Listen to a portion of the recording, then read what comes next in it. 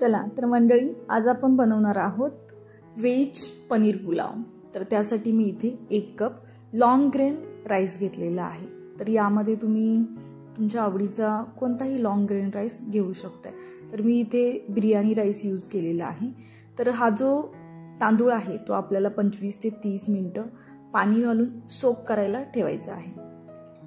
त्यानंतर इकडे आपण सर्व व्हेजीज मॅरिनेट करणार आहोत। तर त्यासाठी मी एक मीडियम साईजचा बटाटा, एक गाजर, त्यानंतर फ्रेश वाटाणा, एक शिमला मिरची आणि एक बाउल भरून म्हणजे जवळजवळ 100 ग्रॅम पनीर मी इथे घेतलेलं आहे। तर त्यामध्ये हळद, लाल तिखट, जिरे पावडर, धने पावडर आणि थोडासा पावभाजी मसाला घालायचा आहे।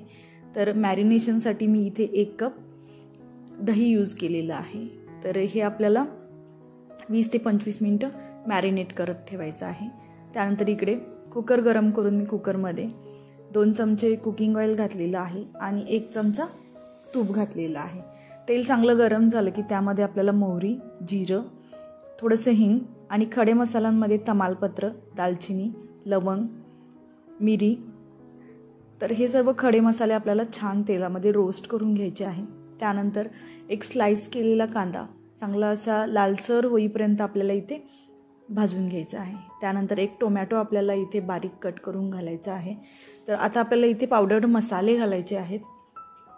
तर त्यामध्ये चिमूटभर हळद, 1 चमचा लाल तिखट, अर्धा चमचा जिरे पावडर, अर्धा चमचा धने पावडर आणि 1 चमचा पावभाजी मसाला, चवीनुसार मीठ घालून मसाला चांगला तेल सुटेपर्यंत आपल्याला इथे भाजून घ्यायचा आहे।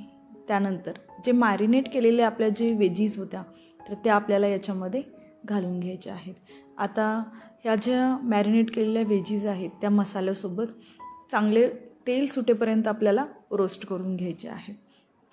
एकदा की तेल मसाल्यापासून वेगळं झालं की त्यामध्ये आपल्याला आपण जो तांदूळ भिजत घालून ठेवलेला होता तो घालायचा आहे। वरून खूप सारी कोथिंबीर घालायची आहे आणि पुन्हा एकदा हे 3 ते 4 मिनिटं मीडियम फ्लेमवरती छान असं रोस्ट करून घ्यायचं आहे। तर इथे आता आपल्याला जेवढं आपण तांदूळ घेतलेलं होतं त्याच्या डबल आपल्याला पाणी यूज करायचं आहे। आणि तुम्ही पाहू शकताय किती सुंदर आपला जो राईस आहे तो शिजायच्या आधीच पहा किती सुंदर असा दिसू लागलेला आहे। त्यानंतर कुकरचं झाकण लावून आपल्याला 3 ते 4 शिट्या काढून घ्यायच्या आहेत। आणि तुम्ही पाहू शकताय हा जो पनीर पुलाव आहे हा खायला इतका सुंदर आणि इतका लाजवाब लागतो आणि त्यातल्या त्यात आपण दही मॅरिनेशनसाठी यूज केल्यानंतर लाजवाब लागतो। तर इथे कुकर मी थंड करून घेतलेला आहे 20 ते 25 मिनिटं आणि तुम्ही पहा की किती सुंदर असा आपला जो पनीर पुलाव आहे तो मस्त असा शिजून तयार आहे। पहा किती अगदी असं म्हणजे खिला